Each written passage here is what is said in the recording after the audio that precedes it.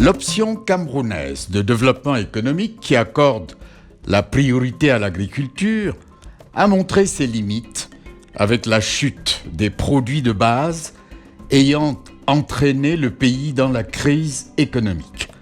Dès lors, les pouvoirs publics, dans le souci de diversifier les différents secteurs de l'économie, ont décidé de mettre un point d'honneur à l'industrialisation. Le Cameroun, qui a en vue une émergence économique à l'horizon 2035, est un pays qui doit s'industrialiser.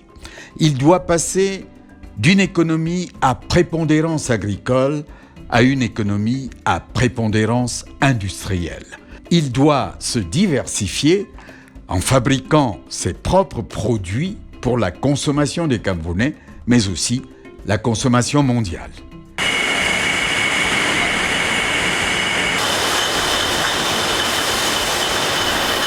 L'initiative Industry Maker Academy du professeur Sama Mbang est un programme qui vise à accélérer le processus d'industrialisation et maximiser son impact pour la croissance de l'économie du Cameroun.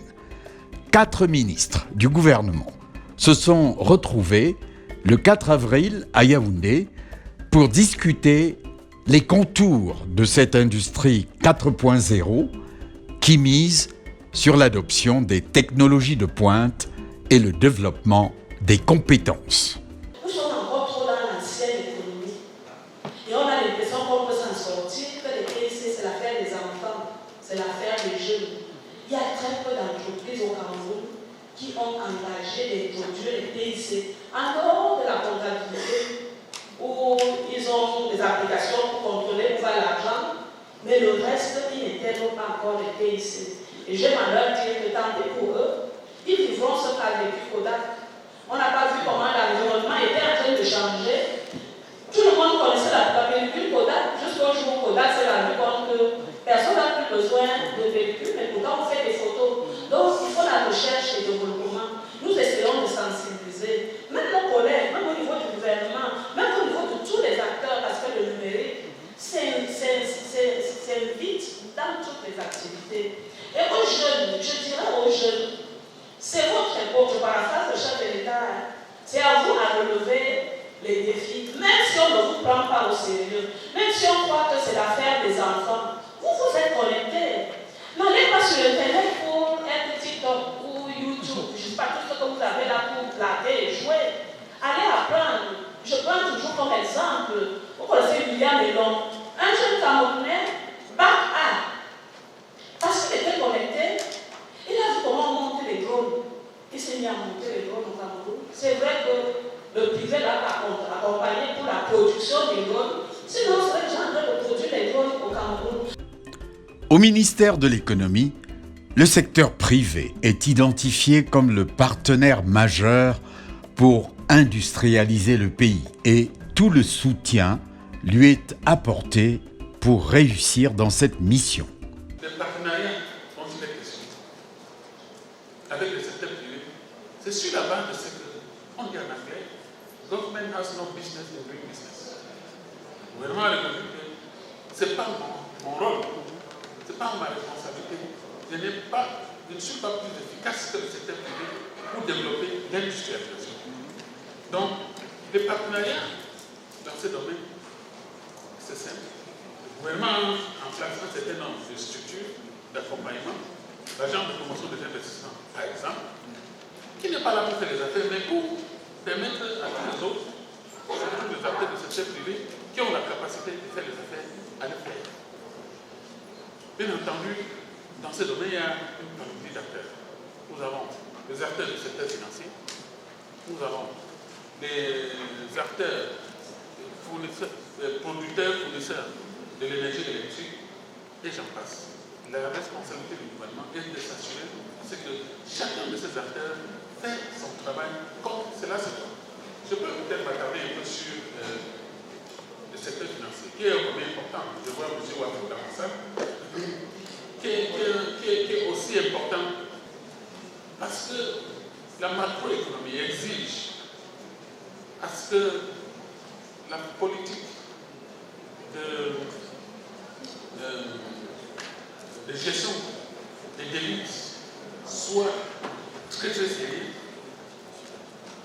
Quand le secteur privé a des difficultés pour les règlements de leurs factures à l'extérieur avec leurs partenaires, le gouvernement interpelle les autorités financières et monétaires à cet effet pour voir ce qu'ils peuvent faire pour s'assurer de ce que le secteur privé puisse mieux s'exprimer. Donc, en termes de partenariat, je dis bien la responsabilité, le rôle du gouvernement est circonscrit à la coordination, à l'écoute des acteurs du secteur privé et de s'assurer de ce que les jeunes des affaires peuvent se déployer de manière fluide. Au ministère en charge des petites et moyennes entreprises, la promotion par l'entrepreneuriat est une préoccupation constante avec pour objectif d'accroître le nombre de PME viables. Il s'agit de diffuser la culture entrepreneuriale à travers l'apprentissage de l'entrepreneuriat dans les lycées, collèges, universités et grandes écoles, en passant par la mise en place des facilités à la création des entreprises, des unités de l'économie sociale et des unités artisanales, jusqu'aux facilitations permettant d'assurer leur pérennisation. Il couvre également les aspects de la migration des unités de production informelles vers le secteur formel. Nous avons lancé les journées de la coopération et du partenariat.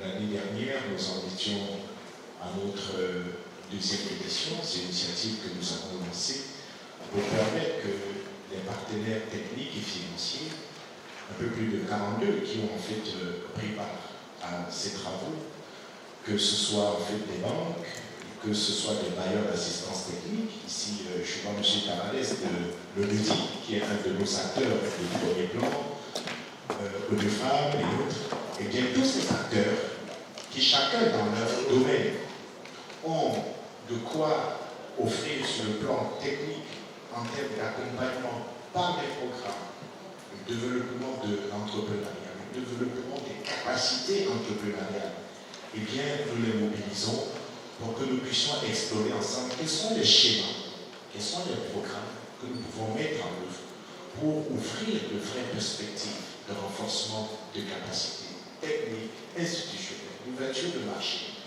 de transfert de savoir-faire, de transfert technologique, pour que finalement nos PME soient en capacité d'offrir des biens et services qui correspondent aujourd'hui à nos besoins domestiques, qui répondent aux exigences en termes de certification, en termes précisément de qualité, aux exigences du marché régional, du marché international, mais qui leur permettent en fait d'aller à la conquête du monde.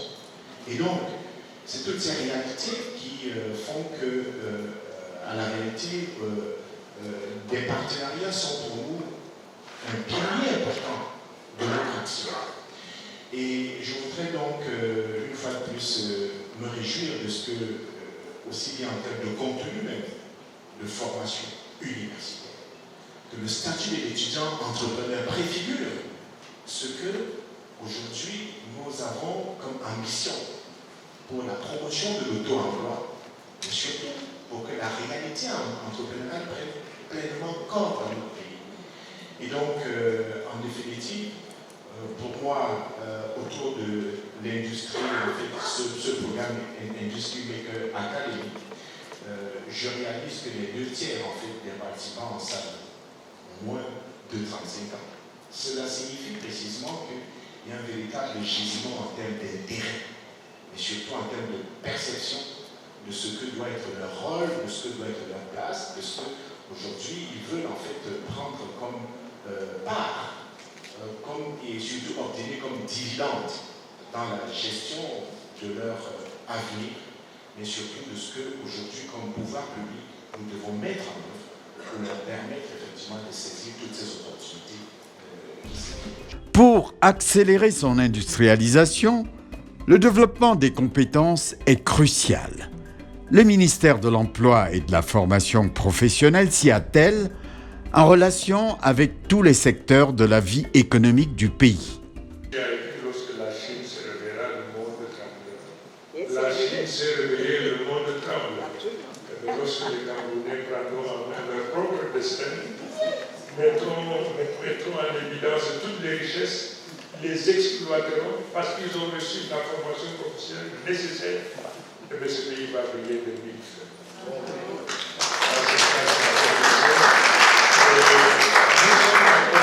Nous sommes en contact avec le patronat parce que la formation doit obéir aux besoins de l'utilisateur. Pendant bien longtemps, nous avons formé et nous lui avons donné ce dont il n'a pas besoin. Lui, il nous dit, voilà ce dont j'ai besoin, mais vous ne me le donnez pas. Les efforts du gouvernement doivent consister maintenant à construire un bridge, un pont qui amène les formateurs vers le secteur de production, vers les collectivités territoriales décentralisées, vers notre économie, pour que la formation soit celle qu'il faut pour la construction des richesses dans notre pays. Voilà ce que je veux dire une fois de plus. J'ai eu le privilège, enfin, j'ai la possibilité de faire ce qu'on appelle le benchmarking. J'ai été par-ci par-là, je dois aller chez lui en Allemagne pour voir quel est leur mode de formation, quel est le miracle allemand pour partir de ce qu'ils sont, qu'ils étaient et être ce qu'ils sont. Je vais aussi en Corée parce que la Corée était détruite. Et qu'est-ce que la Corée a fait pour partir de zéro et être aujourd'hui la 10e économie? Et ils m'ont dit c'est la formation technique et professionnelle par rapport à ça. Je le sais, mais I want to go and see before I get Mettre en œuvre l'industrie 4.0 en adoptant des techniques de pointe comme l'intelligence artificielle ou la robotisation des tâches ne détruit les emplois qu'à la marge. À la longue, la migration vers les nouveaux métiers se révèle nettement plus bénéfique. Ces pays développés, industrialisés, qui implémentent ces technologies d'industrie 4.0 d'intelligence artificielle ont une très forte demande d'emploi. Très forte demande d'emploi. Et ces pays sont en train systématiquement de faire des programmes pour prendre les emplois dans d'autres pays. C'est un paradoxe. Il y a des programmes conséquents. Je suis engagé dans certains projets en Tunisie et un peu partout. Il y a des programmes pour, voilà, chaque année, nous aurons besoin de 3 000, 4 000 emplois venant de l'extérieur. Et pourquoi? Parce que la raison est simple, c'est qu'il y a donc une transition vers d'autres secteurs d'activité. Donc, les emplois traditionnels que nous avons aujourd'hui ne sont plus demandés parce qu'il y a une autre demande qui crée l'emploi encore beaucoup plus qu'avant. Et donc, je peux vous dire que la demande dont vous faites allusion a une forte demande d'emploi. N'arrive même pas à couvrir le secteur industriel, leur secteur industriel en termes d'emploi, sont obligés d'aller à l'extérieur. Ils n'arrivent même plus l'Italie, l'Espagne, et ainsi de suite, le Canada, et ainsi de suite. Donc, le challenge est donc d'organiser l'écosystème à accompagner cette transition vers des nouveaux métiers. Et c'est là aussi la question d'industrialisation. Donc, si nous embrassons le pas d'industrialisation avec ces technologies, nous aurons la possibilité de créer encore beaucoup plus d'emplois. Une transition vers ces nouveaux secteurs est très importante.